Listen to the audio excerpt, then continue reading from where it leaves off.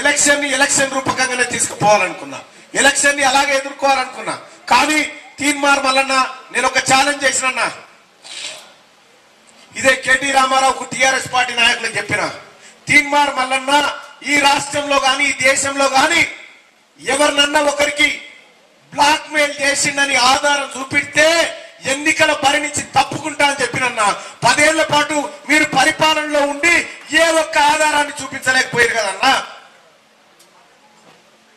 నేను జైల్లో ఉంటే నన్ను అర్ధరాత్రి పూట అరెస్ట్ చేసి నా పిల్లలు చిన్న పిల్లలు ఏడుస్తా ఉంటే నన్ను అరెస్ట్ చేసి జైల్లో పెడితే నేను జైల్లో ఉండి కూడా నా పిల్లల గురించి ఆలోచించలేదన్నా. మీ పిల్లల గురించి ఆలోచించిన, మీ పిల్లల భవిష్యత్తు గురించి ఆలోచించిన.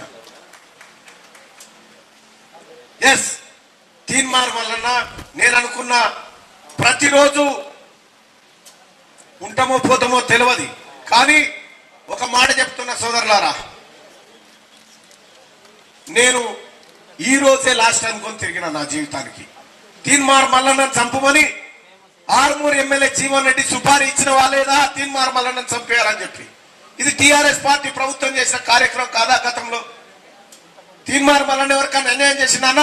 ఇక్కడ ఇంతమంది ఉన్నారు కదన్నా, ఇన్ని వేల మంది అన్న, ఎవరికన్నా అన్యాయం చేసిందా అన్న తీన్మార్ మల్లన్న? ఎవరికన్నా ఒక్కరికన్నా? మీ టిఆర్ఎస్ పార్టీ మీరు అధికారంలో ఉన్నప్పుడు నిరుద్యోగులకు అన్యాయం చేశారు. 46 జీవో తీసుకొచ్చి వాళ్ళ పొట్టగొట్టారు. 317 జీవో తీసుకొచ్చి ఉద్యోగస్తులకు అన్నిలు కార్చేలా చేశారు.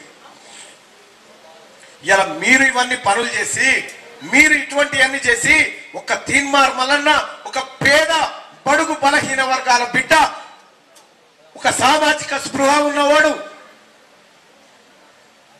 అనవసరంగా. అంతేకాదన్నా, కొన్ని విషయాలు బాధ అనిపిస్తాయి. ఎస్ అన్నా, నేను ఒక దళిత బిడ్డను పెళ్లి చేసుకున్నా.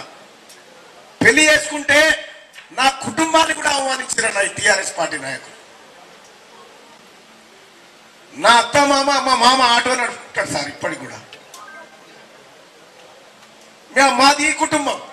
కేసీఆర్ లాగా మేము ఎక్కడ దోపిడీలు చేయలేదు సార్. ఇదే కేసీఆర్, ఇదే కేటీఆర్ 100 కోట్ల రూపాయలు ఆఫర్ చేసినా ఒక్కరోజు కూడా తలవంచలే, నిటారుగా నిలబడి కొట్లాడిన తప్ప. సోదరులారా, ఇప్పుడు వస్తున్నటువంటి అభ్యర్థులు మీరు ఒకసారి చూడండి అన్నా. పల్లా రాజేశ్వర రెడ్డి గారు ఇప్పుడు ఒక అభ్యర్థిని తీసుకొచ్చి ఏమంటుండన్నా, అమెరికాలో ఉండాల్సిన తీసుకొచ్చినామని చెప్తా ఉన్నారన్నా. అమెరికా పోయే స్తోమత నాకు లేదన్నా.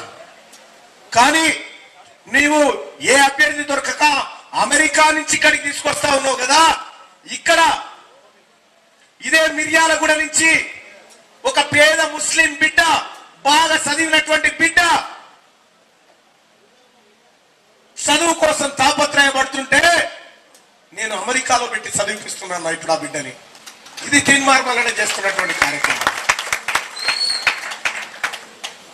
సోదరులారా, ఇదే ఉమ్మడి నల్గొండ, ఇదే నల్గొండ నుంచి పాపం అన్న వచ్చిందో ఏమో, ఎంబీబీఎస్ చదువుతారు తల్లిదండ్రులు లేని పిల్లలు.